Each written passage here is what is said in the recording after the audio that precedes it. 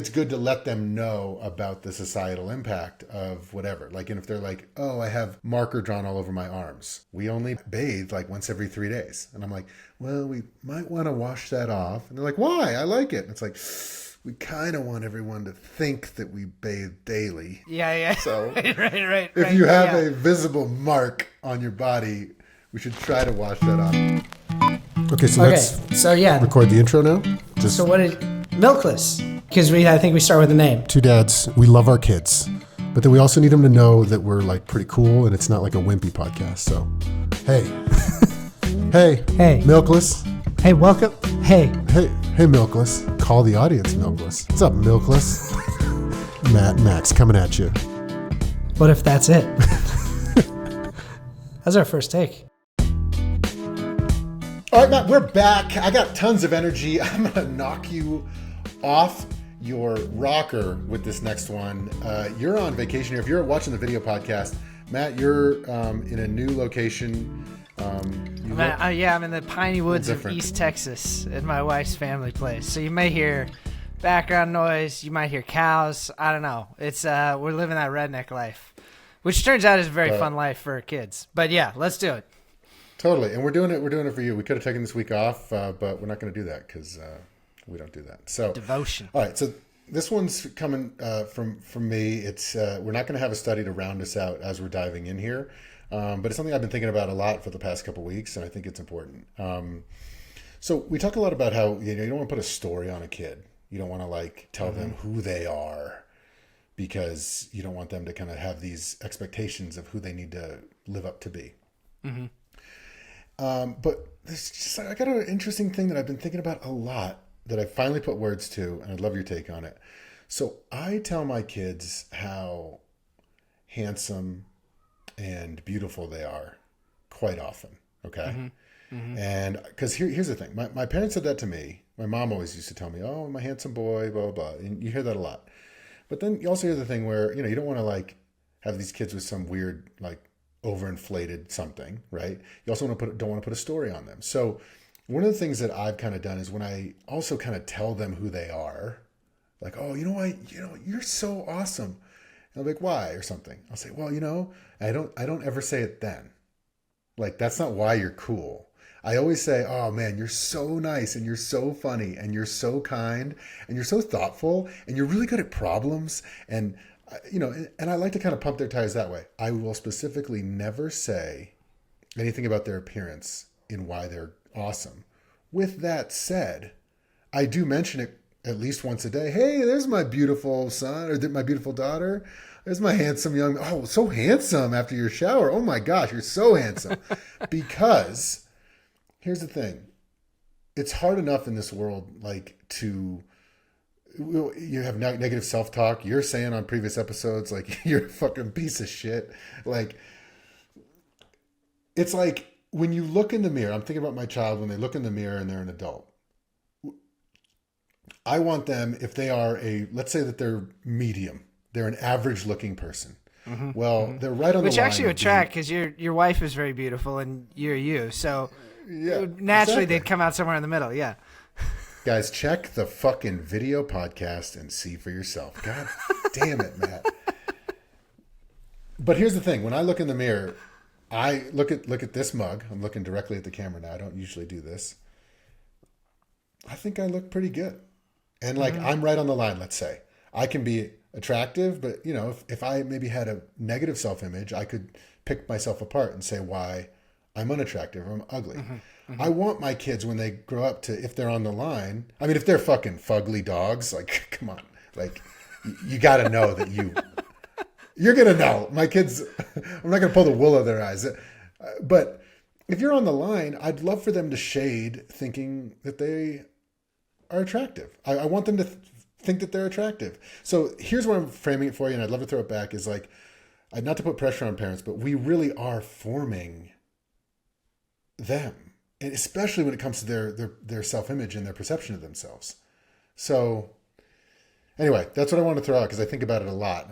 And I don't want to like have the kids think that the only reason they're awesome is because they're attractive, because maybe they're not. Yeah.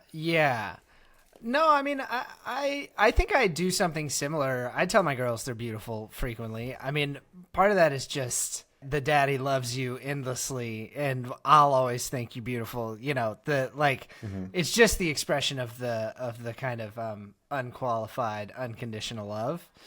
But I do also think, I think I handle it very similarly. I never want to tie it to or in any way encourage them feeling like it is the most valuable thing about themselves.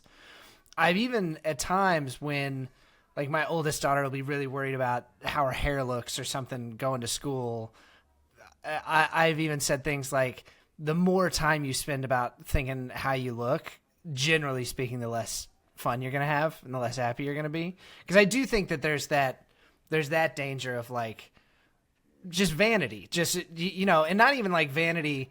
It's like that idea of narcissism, not even, and I think narcissism sometimes gets misunderstood as just thinking, oh, I'm so beautiful, I'm so this, I'm so that. But narcissism more broadly just means like a constant focus on self. Like he just got stuck looking at his own reflection. That can also be, narcissism can also manifest as self-critique. So I do think at times with my oldest daughter in particular, largely just because my youngest daughter's 2, she's not even thinking about that kind of stuff yet. I have said like, this is not a thing. This is not a place to put a bunch of your self-worth or a bunch of your stock or a bunch of your attention. But I agree with you. I think it's like dancing. Like the second I just decided at some point I was a good dancer.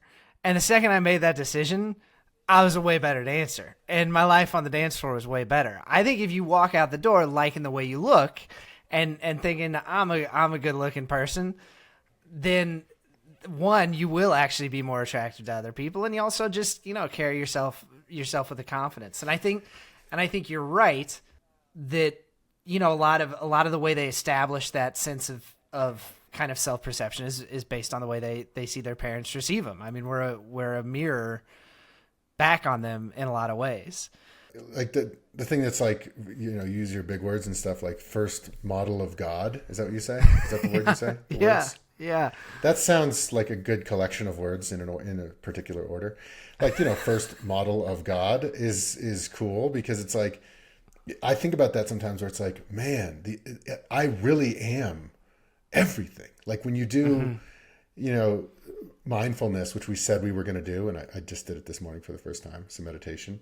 But like if you meditate, not only thinking about yourself, but think about your child, like what is their internal experience like? It's like, oh my God, we're everything.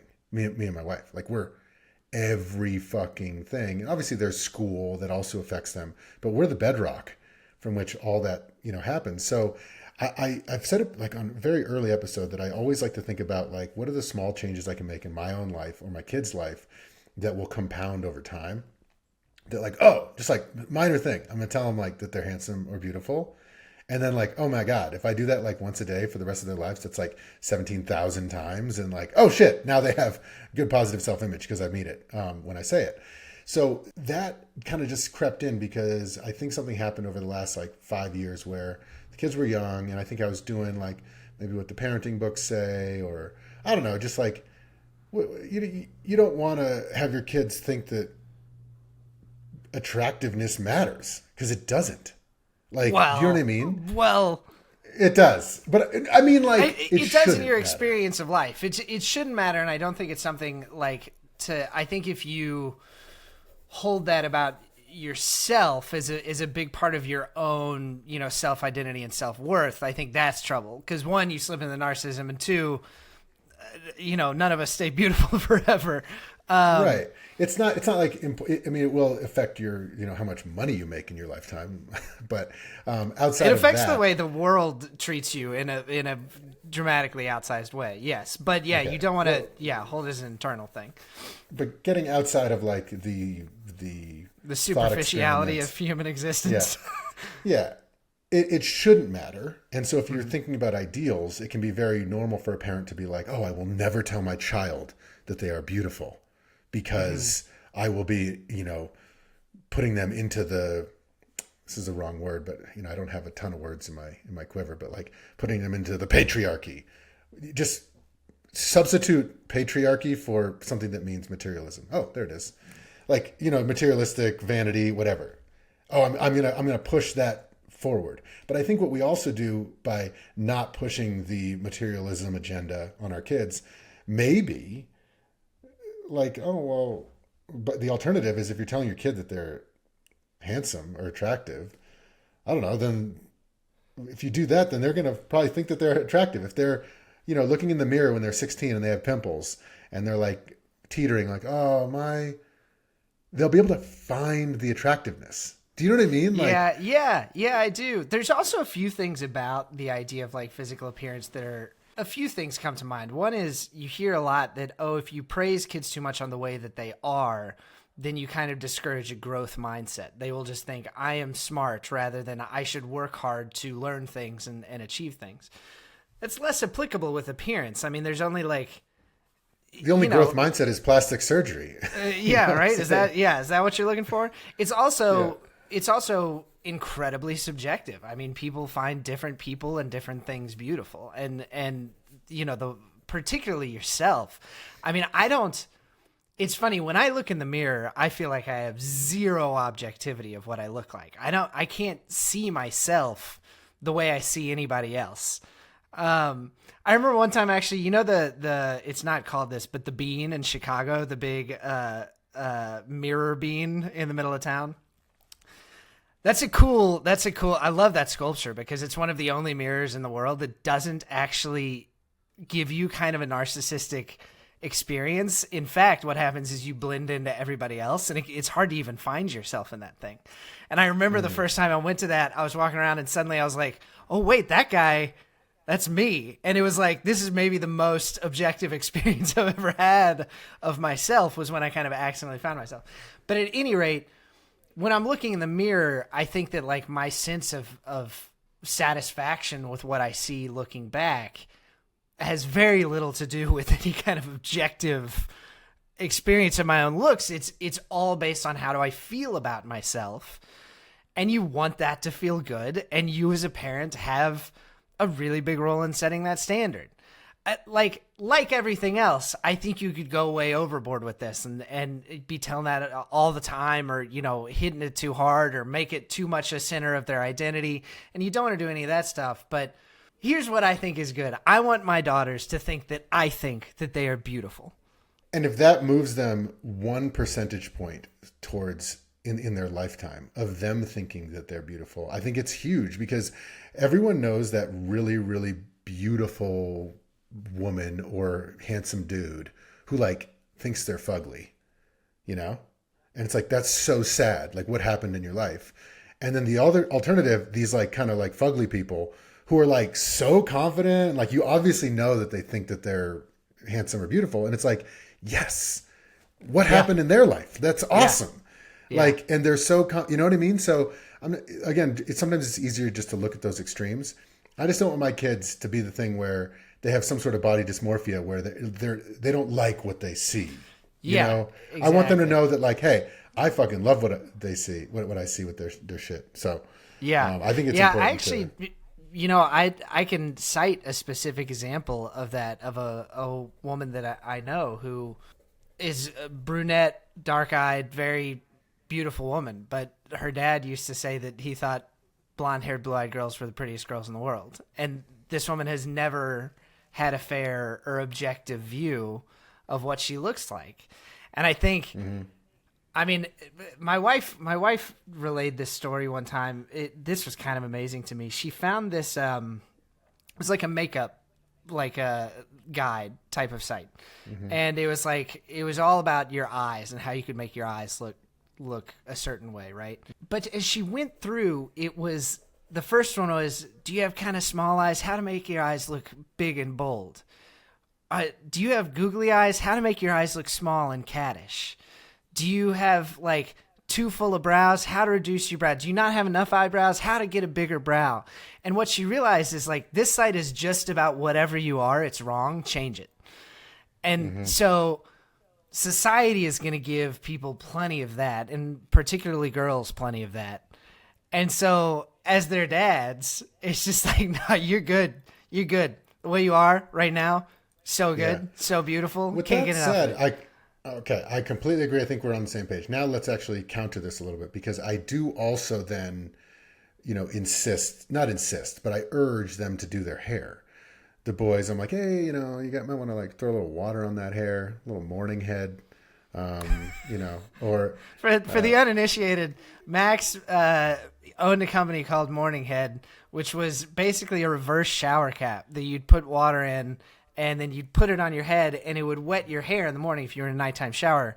He made, with this preposterous idea, he made it all the way to Shark Tank, which is probably largely a testament to Max looking in the mirror and thinking, I'm good enough, I'm smart enough, and gosh darn it, people like me. But anyways, that's the Morning Head reference there. Yeah. So, check it out. Google Max Valverde Shark Tank Morning Head. You'll see it. But anyway, so the kids could do morning head, or, with a young daughter, you brush their hair and put it in a ponytail a lot of times, or put clips in. So, like, that is like, well, you're not good enough. You got to put this on. But what I try to do there, and I'd love how you do it with your girls, is just like, hey, like, we got to do your hair. It's just kind of becomes normal. It's society. You got to do your hair. Trying to put too much baggage on it, but I've definitely heard myself say like, oh, I think you don't want to look like a fucking mess. Yeah, you don't want to look like a wreck. Yeah, I mean, the truth is, I kind of let my girls look like a wreck. Like, I don't really care. My wife works on their hair with them more. I guess we're stereotypical in that way. And I mean, I can do like a basic ponytail, but I'm not really sweating it. But the way that and I think my wife had handled that, is like, if we're ever all going to do something where it's time to, like, say we're going to the family Christmas party, like, oh, it's a fun thing. We're all getting dressed up. Isn't it fun to get a little, like, dolled up and look nice? So put it more on the, like, yeah, it can be fun to go out and do that kind of thing, rather than like, oh, don't go out there looking like a piece of shit. Yeah. Well, hold on. So if you drop the girls off at school, do you put clips in their hair to like keep it out of their face, or will they just have like hair? My oldest does that herself. Okay. My oldest like wants to, she wants to. Oh my gosh, she recently got bangs. This was a hilarious conversation. She had never had bangs, but a couple of girls at school had them, and I was in the car with her, and we had a haircut scheduled, and she's like, yeah, I mean, I'm gonna get bangs. I don't know. I mean, I don't know what it'll look like. Do you think it'll look good? And I was like, well, I'm sure it'll look great, but it's always a little surprising when you first get it, but I bet you like it. And she's like, yeah, I'm a little nervous about it. I'm not sure if I like it, but I guess like mom signed me up for bangs, so I guess I'm getting them. So like when you book your haircut, you like sign up for bangs and it's binding. So yeah, she kind of honestly takes care of that now. My youngest is 2. Well, how do the bangs look? I think they look adorable, and she likes them too. We had to talk our 5-year-old out of bangs. Is that right? I was like, that's a one-way street, baby. Like, how do you even regrow? How do you regrow out bangs? Who fucking cares? It'll grow back out. I just I very much don't want to be like, there's a certain way that you should look. I mean, and the other thing I told her when she was growing bangs is like, try it. Try a lot of things. It's fun to change your look. I'm thinking about buzzing my head again for the summer. I like messing around with stuff. Sometimes I let my beard get really long. Sometimes, like, don't be too precious about it. Which all goes into like, don't be too worried about it. Like, yeah, maybe you'll get a haircut that's not the best haircut. Then it'll grow. Okay. Well, let's go back to fixing your hair. So like, because again, I think I do a good job of like making sure the kids know that they're handsome and stuff and beautiful. But then I like when they need to do their hair for school, there is an undertone of like, well, don't look like a mess. Like you don't want to look like shit at school. So it's kind of like, and it doesn't have the thing of like brushing your teeth, which is like, that's good for your health. Dental health is, oral hygiene is valuable. Yeah. Right. Because there's also But what if you treated it kind of the way that we've talked about treating like curse words and profanity? Like, look, this shit don't matter, but it will affect the way that other people perceive you at times, rightly or wrongly. The way you go out into the world, the language you use, your hygiene, like how well kept you are, like That is going to ultimately, like, people do make judgments based on that stuff, whether they should or they shouldn't. So just be conscious of that. I don't know. I mean, that's the truth. Truth it's true, and the simplest it's more thing. as you get older. Like at some point, when the kids are in high school, they're going to care about their hair. When they're preschooler, they don't care about their hair. So at some point along the way, they're going to need to learn about that and caring. And I'd rather it come from me than come from someone shaming them at school. Like, oh, look at your hair. You look like. Sure, sure. The one like lookout that I have, because like my 2-year-old has this like wild explosive mane of curly blonde hair. It's amazing. Like we don't quite know where it came from, but it's fantastic. And that, like, if my wife leaves town, that shit just gets wilder and wilder. She doesn't care. So I don't want it. I never want to like really come down on that because I'm worried about how it's going to reflect on me. Because fuck everybody else. Like, I don't care if somebody looks at my 2-year-old and is like, when is the last time somebody combed her hair? What are her parents doing? It's like, well, that's your problem. So I don't ever want that motivation to like fix your hair to be about me and the way I think my kids are going to reflect back on me. But then also just like, I guess what we say with the girls' hair is like, it's good to brush it because otherwise like it's harder. It like compounds. Yeah. Like if we do it every day, then it's much nicer than if you wait like 3 days and then it's a rat's nest. Yeah, there's a practical thing to that where it just becomes a problem. Yeah, that's certainly But with the boys and short hair, there's not really that because it's just you have like a cowlick or a rooster tail, you have bedhead. Yeah, and it's. I don't know. To me, that's like I kind of want to actively not give a shit about that. I mean, some of that is like it puts it off on my wife a little bit, maybe. Although mostly the way she handles it is like, if we don't tame that rat's nest, we're never going to get those tangles out in 4 days. It's going to hurt a lot. What if your kid was going to school in middle school, let's say, without their hair done, a boy or a girl, and it's not about the tangles. It's just about, you're not assimilating into society because you didn't do your hair. It's like if you were at work and someone showed up for an interview and their hair is all bedheady, it's going to be like there's something wrong with this. And the hair was all fucked. But this is among friends. Yeah, just a few thousand friends. Yeah. I mean, I don't know. To me, I probably err on the side of like, let them be weird.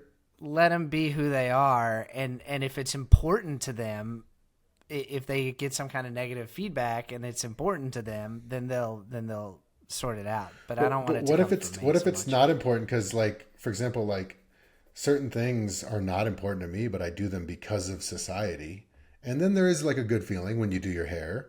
But like, if I had my druthers, like if we were hanging out, I don't know if I'd do my hair. If we were just like at a milkless offsite, we're hanging out for 3 days in a row, I probably wouldn't do my hair. Or whatever. But if I was like, I don't know, going to school drop off, I might put some water in my hair, like might, take a shower, whatever. I'll just like look presentable out in society. Do you feel like that's something that you need to learn from your parents? I mean, isn't that like the lion parents, the lioness, like licking Simba, licking his grooming. hair clean? Kind of grooming. Isn't that kind of it's like, I don't know, like what if they just did it because they didn't find it important, right? And then that, not to like play this out, like, but then they have no friends because there's a weird kid with the weird hair. That wouldn't happen in younger kids. But do they just figure that out over time? Like, when do kids? But again, I don't want to create a false thing of like, you got to do your hair, you got to look perfect out in the world. That's where my worry goes more, is making it too much of a thing, particularly if it becomes some kind of power struggle where they're like, I don't want to do it. No, you got to do it. To me, I think like providing them with that information that like, for better or worse, people do kind of like, judge you based on how put together you are a little bit. I mean, I do with my daughters. If they're like visibly dirty, I'll be like, yeah, you got to wipe that mug. Like, well, like for example, I know you're like such a pure parent and you're just like so holy nailer. But would you let your Look, kid I'm just telling you this... how I do it. If that wakes some feelings in you, then that's your business. Would you let your kid wear the same shirt 2 days in a row? How dirty is it? Exact same. Not dirty at all, but it's the exact same, and it's very prominent. So the teacher to school to school. No, I mean, Same like shirt. we've just established that habit in our house that, like, no, when you take your clothes off at the end of the night, like, you put them in the dirty clothes because they're like, Okay. Gotcha. How about this? What if they got washed in a night laundry session and they're ready the next day? Oh, fuck it. They want to wear the same shirt twice in a row? Go for it. Rock and roll. That's about me. See, like, for me, that's where I'm a little like, yeah, but then it's as an adult, would you wear the same shirt twice in a row? oh man, if it was my favorite shirt and it had just like, yeah. And you're on a work shoot. But I'd probably and it says something. Make the point to be like, yeah, I washed it last night. Like, I just like this shirt so much. Course, I'd make sure they knew. Yeah. But that's So, for me. That's my business. I'm just saying, like, it can't be. Sometimes you have these ideals, and then it's like, oh yeah, like they can do it, and then it's like, oh yeah, you're the kid with the messy hair, wearing the same shirt every day. Mm-hmm, you know, I don't know. Yeah, I'm getting on a weird thing.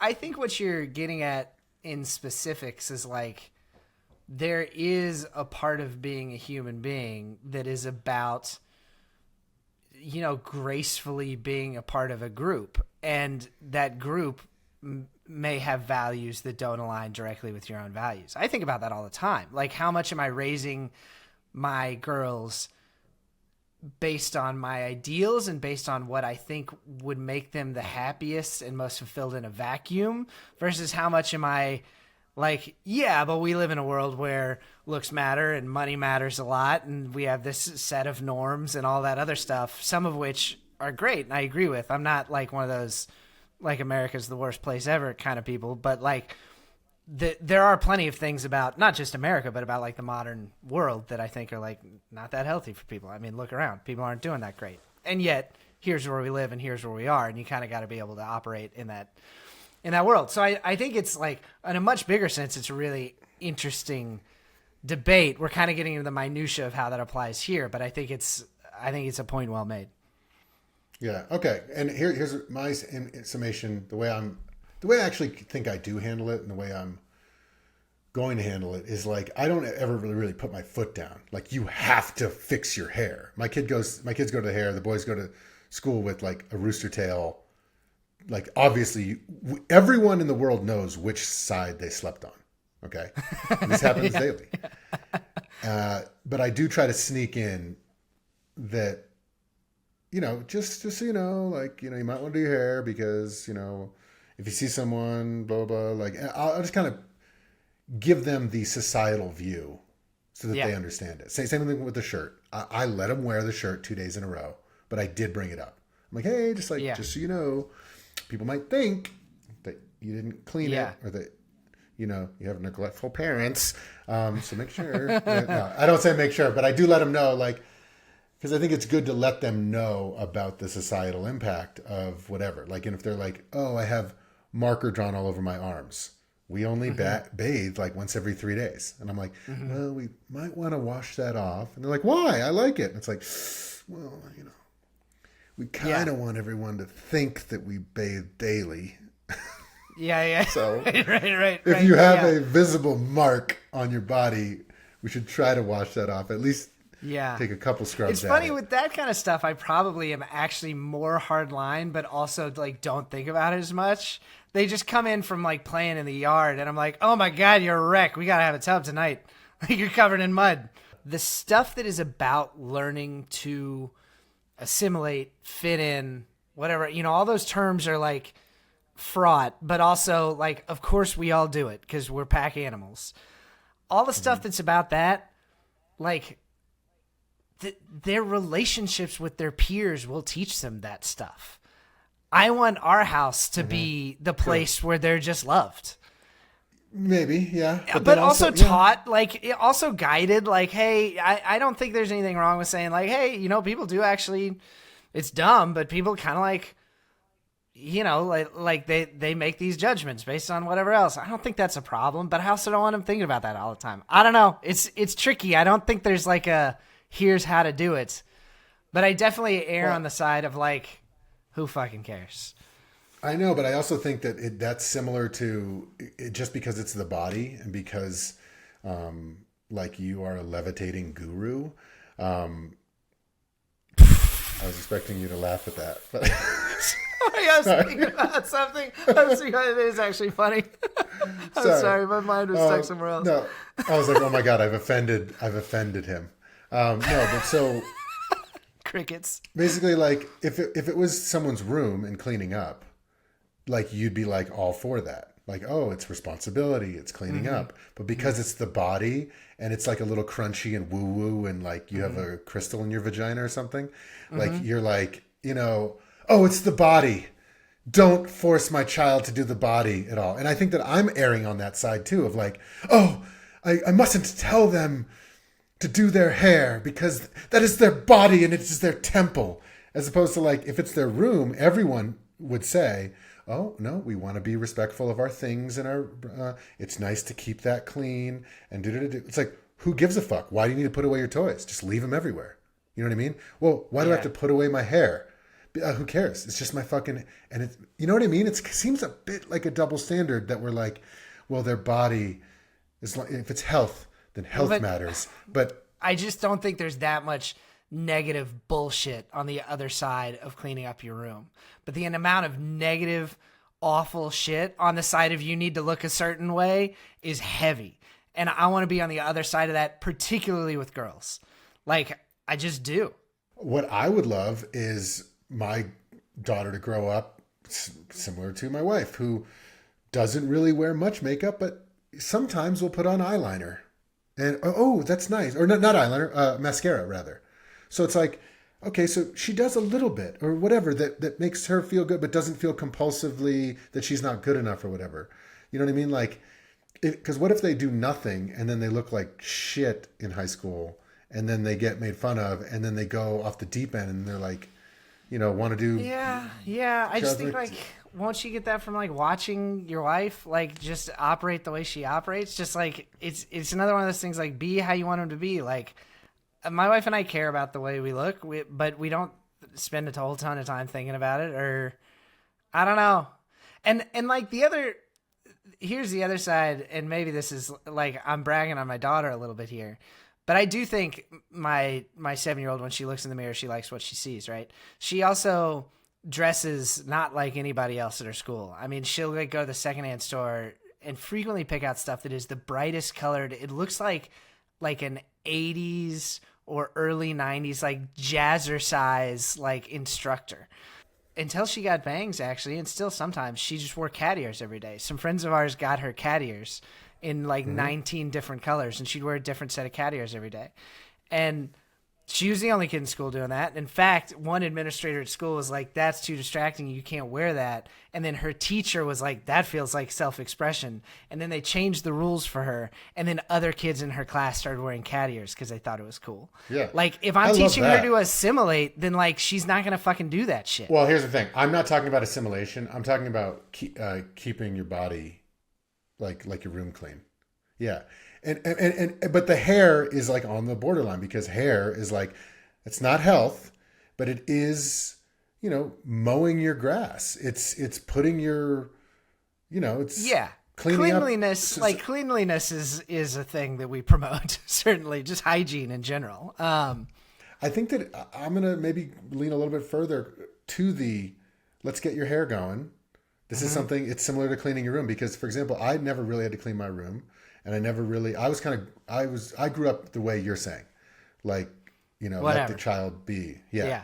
I have a really hard time cleaning my room today. I don't really know how to do it. I'm like still learning every day, and, my desk can be dirty, and I'm working on that. And so it's a lifelong struggle that I work on.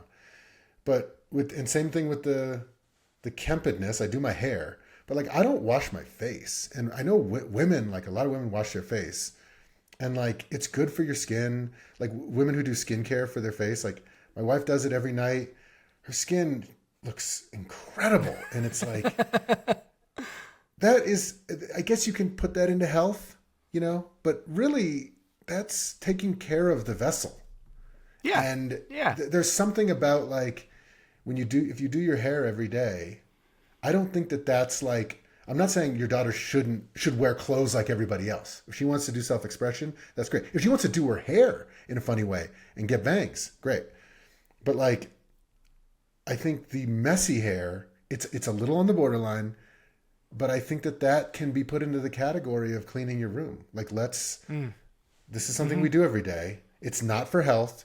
It is for society, but it's also, it can be more than just society. Oh yeah, fixing your bedhead is stupid. It's for the fucking, materialist patriarchy, blah, blah, blah. No, it's like, no, this is your vessel. It's fun to like make it look nice every day. Like, why do we paint our house? Why do you paint your house? If the paint's chipping off, it's like, fun this to is like where the you way live. you look. Yeah, when you walk out the door, it's fun to like the way you look. Yeah, sure. I just feel like a lot of it's going to happen naturally because everybody likes to like the way they look. And I don't need to push that on them at a young age. I think that's going to come around. And I don't think I'm going to have kids that are going to grow up not giving a shit because So you're basically just going full Men's Warehouse. You're going to like the way you look. You're going to I guarantee it. Yeah, fuck yeah, dude. Yeah. Yeah.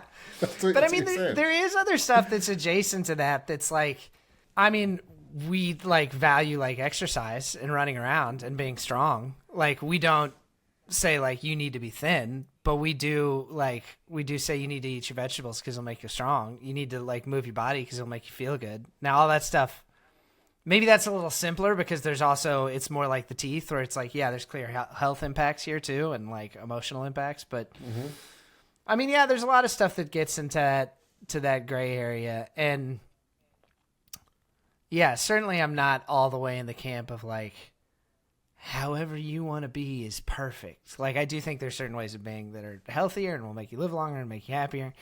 But I think, and the other truth is I've never felt for a second like I had to motivate my 7-year-old, and again, my 2-year-old, she's 2, so she doesn't give a shit. She likes to wear bathing suits all the time. That's her deal now. It's just every day she gets dressed in a bathing suit. By the way, both of our girls have dressed themselves since they could physically.